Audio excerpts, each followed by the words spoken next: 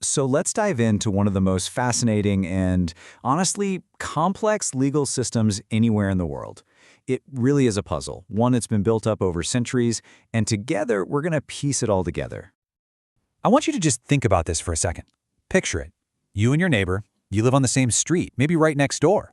But when it comes to huge life events, we're talking marriage, inheritance, that kind of thing, the law that governs you could be totally different from the one for them. I mean, how is that even possible? Well, the answer is all wrapped up in this one key idea, Sri Lanka's multiple system of law. And this isn't some kind of accident or a bug in the system. No, this is the system, a deliberate, intricate tapestry woven from all these different threads of history, culture, and religion. To really get our heads around this, we're going to have to become legal archaeologists for a bit. We're going to dig through all the different layers of Sri Lankan law, starting right at the surface of this incredible puzzle. And wow, just look at this. You've got ancient local customs, you have religious laws, and then you have two different European colonial systems all working at the same time in the same country. This isn't just a random mix, it's a true mosaic, where every single piece has its own very specific place. All right, let's start digging. The first and oldest layer we hit are what's known as personal laws. Now, these are laws that aren't tied to a plot of land, but to a person's actual identity and their community.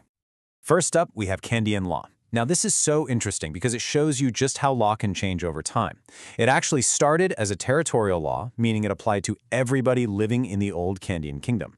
But today, it's become a personal law. It literally follows specific Sinhalese families who can trace their ancestry back to those areas no matter where they live in Sri Lanka now. Next, you've got the Thesawalamai. This is a whole collection of customs and traditions that applies to the Tamil people of the Jaffna province, way up in the north. Its roots go way, way back, and they're heavily influenced by Hindu law and that region's own unique history. And the third major personal law is Muslim law.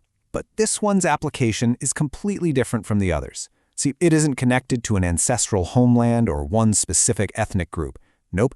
It applies to any citizen in Sri Lanka who follows the Islamic faith. It doesn't matter if they were born into it or converted later. So here it is. This is the light bulb moment, the key that unlocks this whole puzzle. We just saw 3 examples of personal law, which, follows a person around based on their community. That's the complete opposite of what most of us are used to, which is territorial law, where one law applies to everybody living in a certain area. Understanding this difference is everything. Okay, time to dig deeper. Right underneath those personal laws, we find these massive layers left behind by centuries of European colonial rule. And believe me, this is where things get even more complicated. This timeline basically tells the story of how these layers got built. The Portuguese, they showed up first, but they pretty much left the local laws alone. Then the Dutch came along, and they brought their own system, Roman Dutch law, into the areas they controlled. But here's the kicker. When the British took over from the Dutch, they made a really important decision. Instead of ripping everything out and starting over, they just kept the Dutch system. And that single decision basically created the legal foundation for modern Sri Lanka. Roman Dutch law became what's called the residuary law. Just think of it like the default setting on your phone. If a specific case isn't covered by Kandyan or Thesawalamai or Muslim law, the courts automatically switch over to Roman Dutch law to fill in the blanks. So we've dug through personal laws, we've dug through colonial laws, and now we hit bedrock. This is it, the modern foundation that holds this entire complicated structure together and gives it its ultimate power. And that bedrock? It's the Constitution. Specifically, the Constitution of 1978. It stands above every single other law we've talked about. Personal, customary, colonial, you name it. It is the final word. It's the supreme law of the land, period. And right at the heart of that Constitution is this incredibly powerful idea. Article 3 says that the ultimate power, the sovereignty, belongs to the people. It's not with a king, not with a colonial government, it's with the citizens of Sri Lanka. Okay, but how did the people actually use that power? Well, the Constitution breaks it down really simply into 3 jobs. You've got the legislative power, that's Parliament. Their job is to make the laws.